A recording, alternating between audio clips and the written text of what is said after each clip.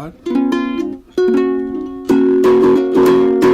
Wamriga Moses in Walla, Walla Yukunaya Boots, Narabura Fera Yumanaya. From the Centre for Public Christianity, you're listening to Life and Faith. I'm Simon Smart. And I'm Natasha Moore. And this is Uncle Denis and Auntie Maureen Atkinson singing Burra Fera.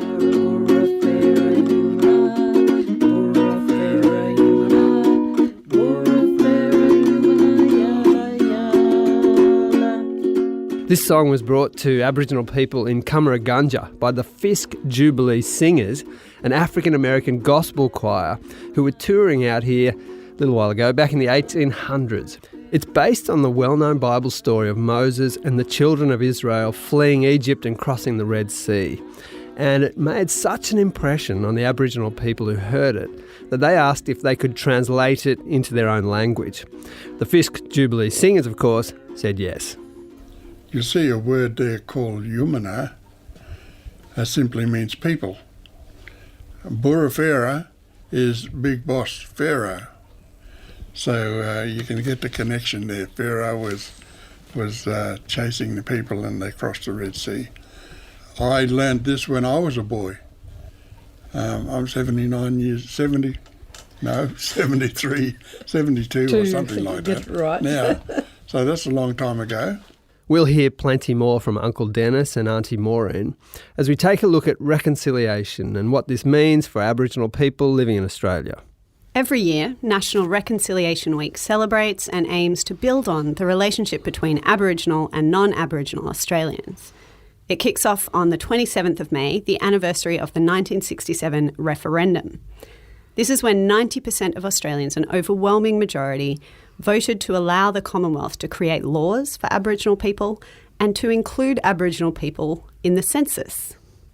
If we go back to the wording of the Constitution before the referendum, it's quite surreal. For example, Section 127 says, "In reckoning the numbers of the people of the Commonwealth, Aboriginal natives shall not be counted." It's only very recently that Aboriginal people even began to be officially counted as people in this country. Yeah, it's amazing, isn't it? It's been 50 years since the 1967 referendum. And at the time, Joe McGuinness, an Aboriginal leader and president of the Federal Council for the Advancement of Aborigines and Torres Strait Islanders, said this. He said, "Winning the referendum is an important step forwards, but it's only the first step." No, wasn't that the truth? It seems pretty fitting that the theme for National Reconciliation Week this year is Let's Take the Next Steps, because while there have been important and long overdue moves towards reconciliation, there are still many more steps that need to be taken. So for this episode, we sent our producer Karen Tong to Cummeragunja. It's a pretty significant place when it comes to Aboriginal rights and to Christianity. It's where some of the key Aboriginal leaders of the 1967 referendum, like Sir Doug Nicholls and Auntie Marge Tucker, grew up, discovered the Christian faith, and formed their thinking about justice and reconciliation. Though, as we'll hear in a moment, reconciliation may not be quite the right word.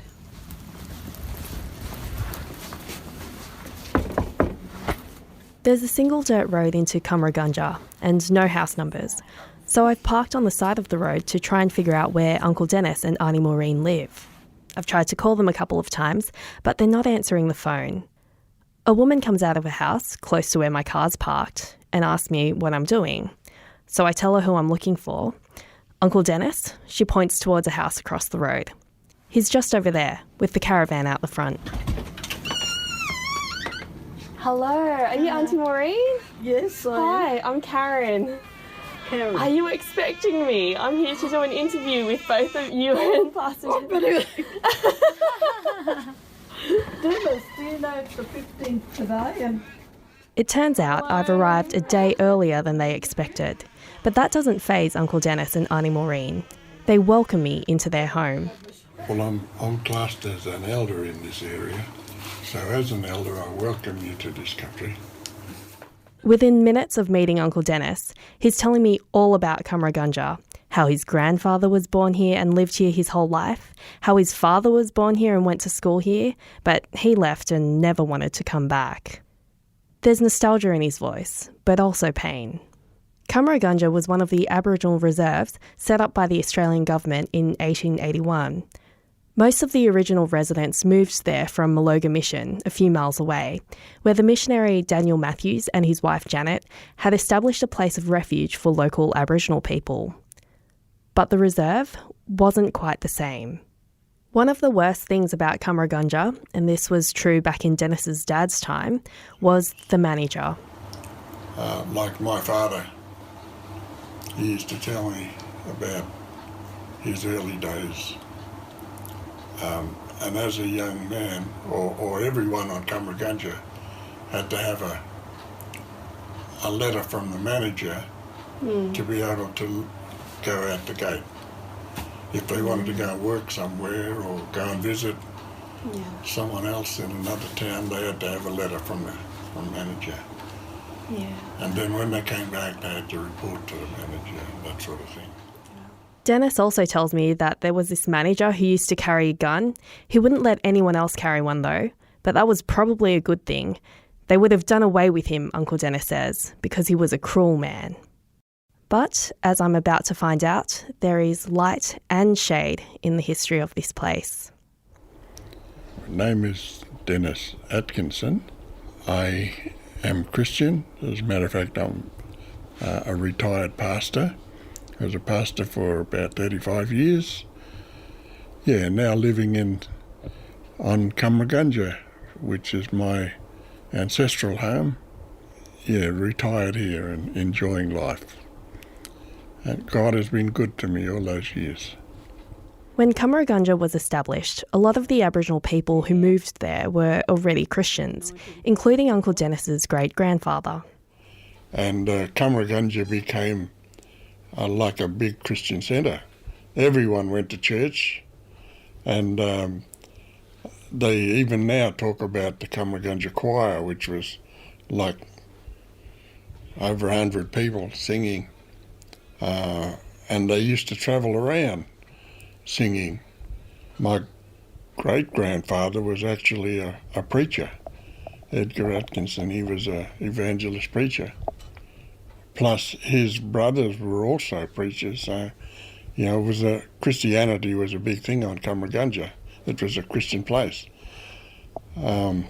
Despite the bad things like the manager and that, there was a lot of good stuff. When my wife and I had done our Bible college training, we decided to come to Cummeragunja and have church. By this time things had died down, there was no church on Cummera. So we started up church and it was like lighting a fire.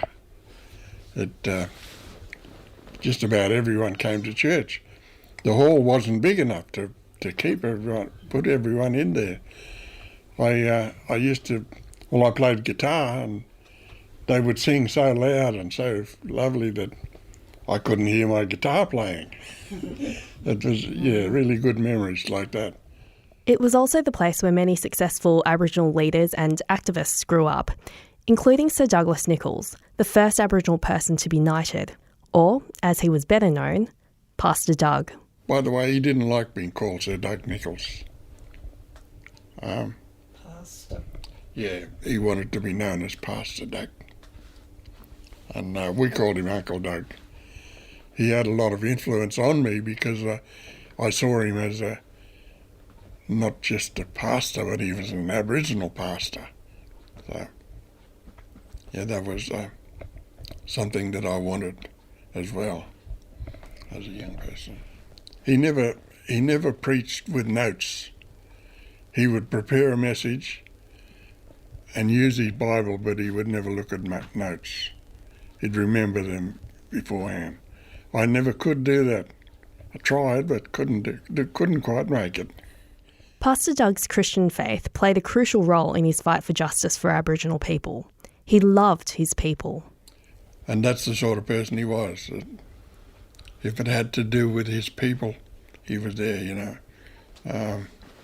Things like Lake Tyers Mission, the government wanted to close it down because it's a very beautiful place and it would have been good for, to set up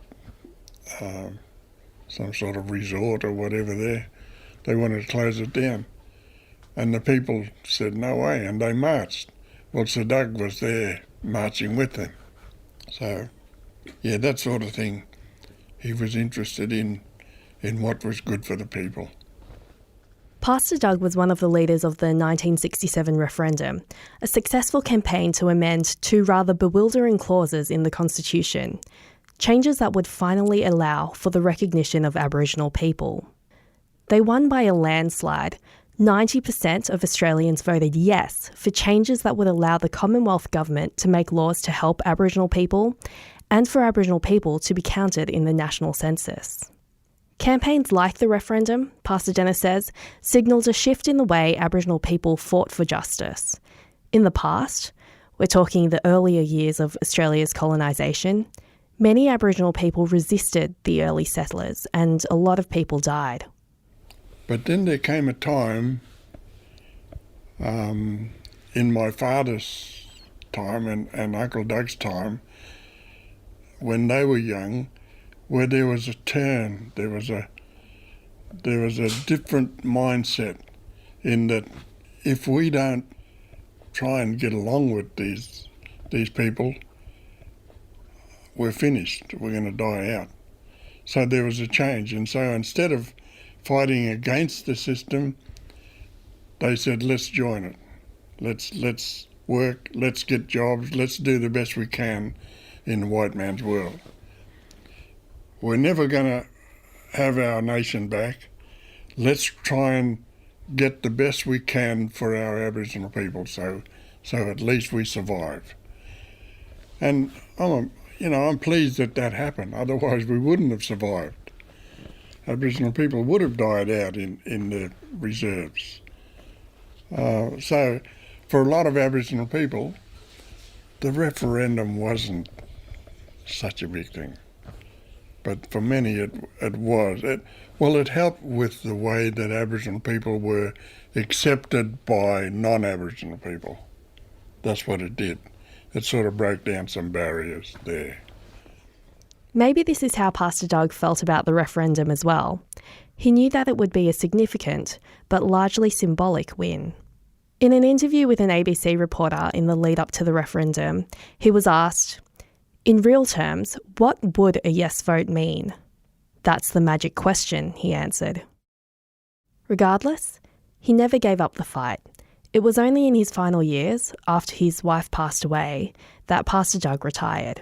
So can you tell me a bit about that time that you spent with him? What happened was he'd lost his wife, and that's a story in itself, because they used to have a prayer time every morning together. And this morning they'd have breakfast, then they'd have prayer time. And she prayed, he prayed, and when he opened his eyes, she was still sitting there, but she'd gone. But he never recovered from that. Pastor Doug was moved to a nursing home in Mooroopna and lived out the rest of his days there. He had some memory, and why I say that is the family called me when he died, or they thought he died. They said, Dad is gone, we've been with him for the last hour. They said, would you come and pray with us? So I went to the nursing home, and he was lying there, like in a coma. So I grabbed his hand, and I said, now, Uncle Doug, I'm going to read your favourite verse, which was, I've finished, Fought a good fight. Fought a good fight, I've finished the race. There's a crown laid up, that verse in Timothy. And so I read that. I said before I read it, I said, now if you hear me and understand, I want you to grab my hand, squeeze my hand. And he did. So it meant that he heard me and he understood. The work of Pastor Doug and so many of his contemporaries is often seen as reconciliation, the celebrating and rebuilding of relationship between Aboriginal and non-Aboriginal people living in Australia. But that's not exactly how Uncle Denis sees it. He tells me that his views may be a bit too strong, or so he's been told. He's gotten into trouble for saying what he's about to say. Reconciliation is the wrong word. We need conciliation before we can have reconciliation. So, What would conciliation look like then for you? conciliation now would be a discussion made from the British colony and the Aboriginal leaders of the country saying, how can we fit together now? How can we run this country? That's conciliation. Talk about how. What's happened in the past, what's our future. Conciliation, that's talking. Reconciliation is returning to something that was before. And in the last 230 odd years, there's no time that we can return to, because Aboriginal people have only seen disaster. They've only seen a million of their people killed in terrible circumstances. So there's no time to return back to. It's a silly word.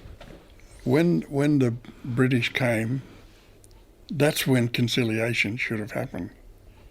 Okay, we've come from England, we want to live in your country, how can we do that? What are the ground rules for us living here? This country would have been so much better. I mean, it's a beautiful country as it is, but it could have been a lot better as far as Aboriginal people are concerned, if the conciliation happened then. His wife, Annie Maureen, feels the same way. She doesn't think there can be reconciliation because there's no good time to go back to. No, because of what I went through, I don't see it. I'm of the stolen generation. When I was 8 years old, we were taken away from our parents. There was 8 of us in the family. 2 boys, the 2 eldest boys went together to a home in Adelaide. The 3 youngest boys went to another home, boys' home, in Adelaide. And my 2 sisters were taken to a foster home in Adelaide together. So they were all together, and I was left at Umiwarra Mission in Port Augusta, South Australia. Annie Maureen points to a painting behind her. It's covered in bubble wrap. She says it tells her story. So we take off the bubble wrap, and it's this beautiful canvas of earthy colours with dark circles scattered across it. They're connected, though, by a trail of white dots. I ask her to explain it to me, and she says it's called loss and separation. When I started talking my language, the other kid said, "Who do you think you are? You're white. You're not black." And that's not, it was changing my identity, changing who I was. And because I'd lost so much, I'd lost my siblings, I lost my language, I lost my culture. And so, it was very, very hard. Annie Maureen points to a grey figure in the top right quarter of the painting. This is me at Umiwarra. I found it hard because I wasn't black, I wasn't white. So I must have been some dirty grey colour in between. And that's how I saw myself, which was sad.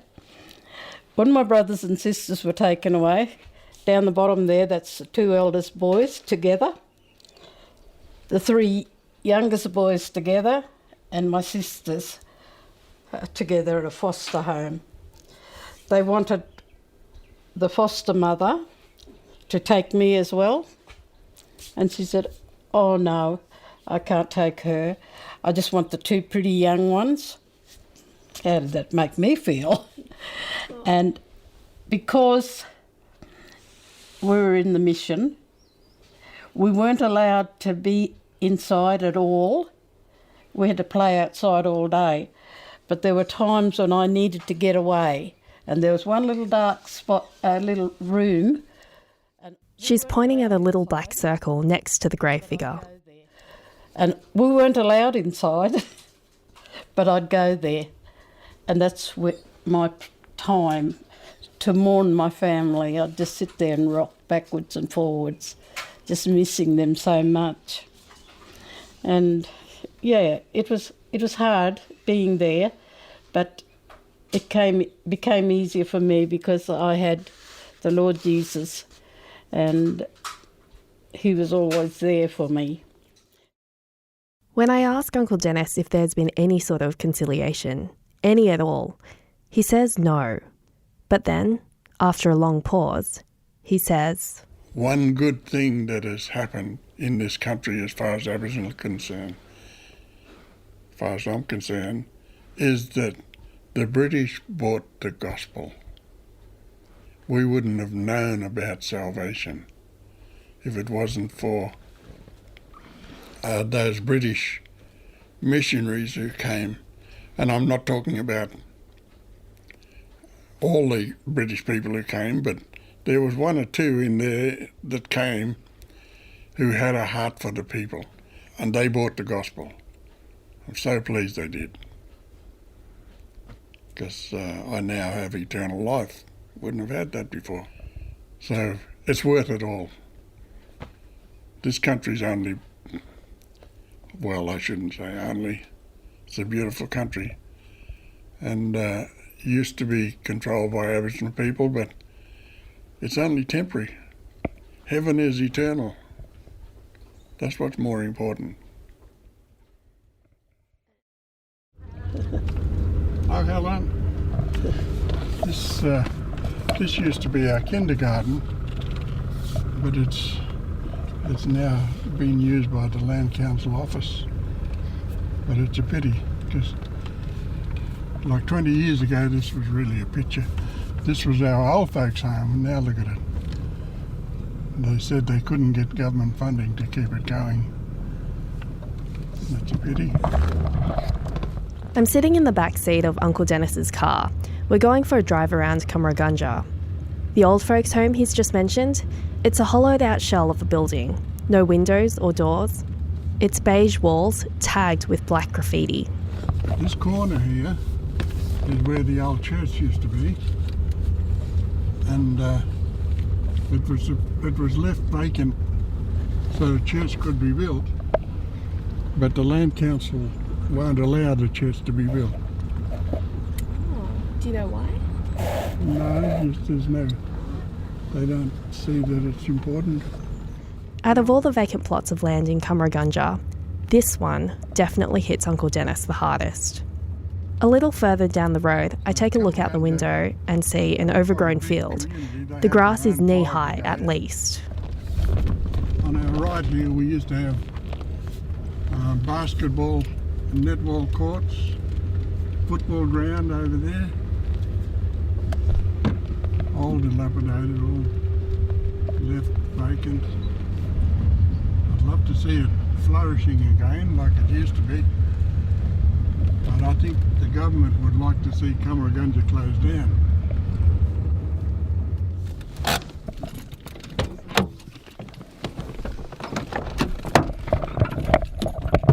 Before we leave, I ask Uncle Denis to take me to the Cummeragunja schoolhouse. His grandfather and father were students there, and so was Uncle Doug. It was where they formed a lot of their thinking about Aboriginal issues and justice, and it's a place that gave them confidence and dignity. Is this the schoolhouse here? Yes. It's also the place where they conduct funerals. Aboriginal people always have big funerals. When somebody dies, Yeah. the average number of people at a funeral would be about 1,000. And Sir Doug Nichols, or Uncle Doug, his funeral there was about 2,000 people. And this is where we had his funeral, here. I've conducted many funerals, and they've always been here on the veranda of the old school, because there's no church on Cummeragunja now. It was burnt down back in about 1940 or something like that. We walk up the steps onto the veranda and take a seat on the bench that stretches across the front of the building. The education was probably better here in Cummeragunja than any other Aboriginal reserve in Australia, Uncle Denis tells me. And it's all thanks to Thomas James, a highly educated Indian man from Mauritius who taught generations in this schoolhouse and was a huge part of what this place meant to those who grew up here. He was actually a doctor, came to Australia, and he couldn't practice medicine because he didn't have a licence in Australia. So he went into teaching people, and they sent him to Cummeragunja to teach. And he loved the place, and he married an Aboriginal girl here. Uncle Denis says that Aboriginal kids were only taught up to the 3rd grade because the government didn't want Aboriginal people taking non-Aboriginal jobs. That's why the school in Cummeragunja was so important. Mr. James was giving these kids a chance to, eventually, earn a living and make their way in a world that was often hostile to them. Kids like Uncle Denis's dad and his role model, Pastor Doug. Yeah, I'm pretty sure it was very important for them. Gave them a bit more confidence, you know, in a white man's world. They could compete more. My dad wasn't intimidated by anything, and neither was Uncle Doug. Yeah, they felt like they were equal to anyone else. Equality, confidence, dignity. These ideas have been central to the history of this place, at least at some points, and all too elusive over the last 2 centuries of white settlement. One of the things that saddens me for the last 200 years is the way that Aboriginal dignity has been destroyed. And only a few people like Uncle Doug, William Cooper, and several others have risen above that and said, you're not going to destroy my dignity. I've still got it. You know, hopefully I can be sort of up close to them as well. Because I think I've still got my dignity as an Aboriginal person. And my father certainly did. He rose above it. He became a leader in the community, in a non-Aboriginal community. He was the coach of the local football team, where there was 90% non-Aboriginal people in the team and a few Aboriginal people. So he was up there, you know, he maintained his dignity. And he said to me, never forget that you're an Aboriginal, but do the best you can in a white man's world. So that's what I've tried to do, with the help of the Lord Jesus.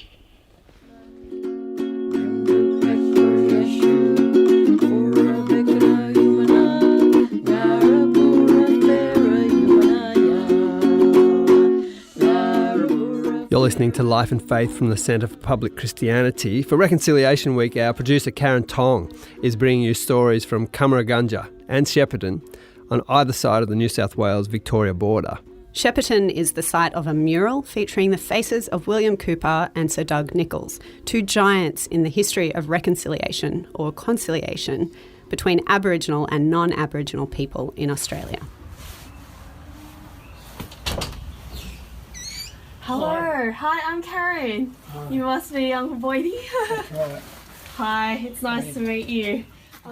Alf Turner, or Uncle Boydie as he's known to most people, is turning 90 this year. That's one of the first things he tells me. And, I notice, he's impeccably dressed. Shoes polished, pants ironed so there's that crease down the centre, a shirt and tie with the sweater pulled over the top. Later, Uncle Boydie tells me that this is something he learned from his grandfather, William Cooper. He wouldn't go out the front door unless he was dressed properly, with his hat and tie on. If you turn around, go through there. Turn around. We're heading to Shepparton's town centre to see a mural that's been painted for Reconciliation Week. It's a portrait of his grandfather and Sir Doug Nicholls. Both men were iconic Aboriginal leaders who spent their lives fighting for Aboriginal people, for their recognition and their rights. So, when you met with the artist, what were some of the things he wanted to talk to you about? He wanted pictures of the faces right up close, like wrinkles and all that sort of stuff. And he's put a few of his own in.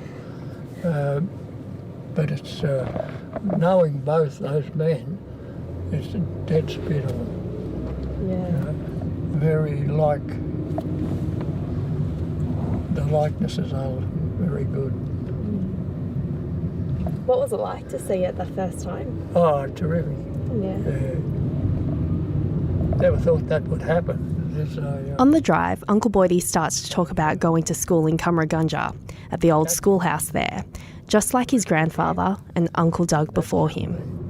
Well, when I went to school at Cummera, my parents told me, my mother told me, if you see a big black car coming into the Cummera, run and hide. Wow. And that's what the kids used to do. Yeah. They were taking the fair skinned ones. So I was always, I was frightened not to be taken. One day... There was always a chance the big black car was coming for Uncle Boydie because of his fair skin. Even today, he's often mistaken for a Greek, he tells me. One day there was a car came in and everybody ran out of school. The kids ran to the door and said, "There's a car coming." And they all jumped up and ran because, as I said, you didn't know whether you'd be taken or not. I ran down to where they bring the boat across, yelling out to Mum, "Bring the boat, I'll jump in and swim." I couldn't swim, but I would have jumped in. I was that frightened. I'm standing in front of the mural with Uncle Boydie. It's on the side of a building facing an alleyway that leads to a car park. And it's a magnificent sight. The background is a wash of black, red and yellow, and in the foreground, giant close-ups of William Cooper's and Pastor Doug's faces in black and white.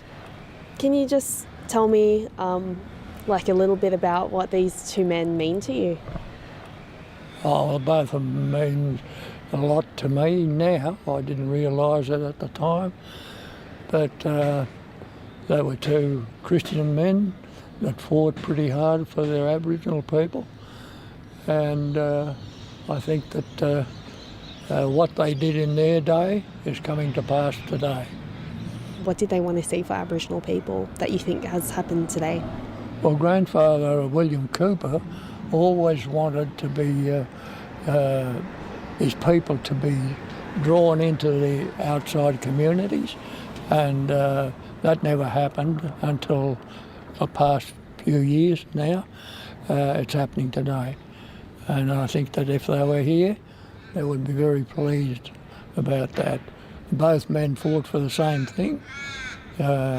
When grandfather passed on, Uncle Doug took up the fight, and he fought until he passed on himself. So these two men really dedicated themselves to fighting for their people. They wanted them to be a part of the population of Australia, and in the beginning they weren't counted as a people. They were counted as flora and fauna, and that wasn't fair to any people at all. I don't know whether it happened in other countries, but it certainly happened here. And I think that these two men would be very pleased if they could look back or look forward to today and know what happened through the work they did in their time.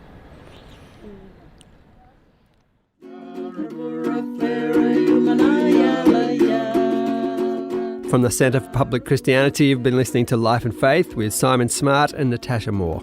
And our producer, Karen Tong, with stories about reconciliation and the need to keep taking steps forward to build the relationship between Aboriginal and non-Aboriginal people living in Australia. If you want to hear more stories like this one, you can find plenty on our website, publicchristianity.org, or on Apple Podcasts. Just type Life and Faith in the search box to find us. You may be interested in this story from Broken Hill. You know, I used to get drunk, used to smoke drugs, broke into a few, got involved in stealing, was never caught for it.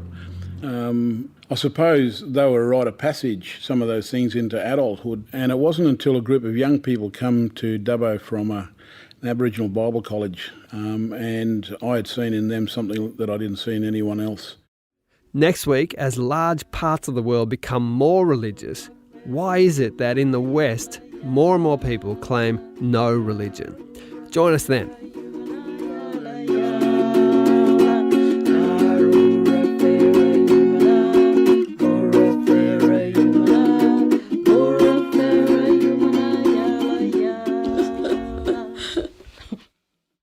Hey, it's me again. Just a couple of people I want to thank because without them, this episode would not have been possible.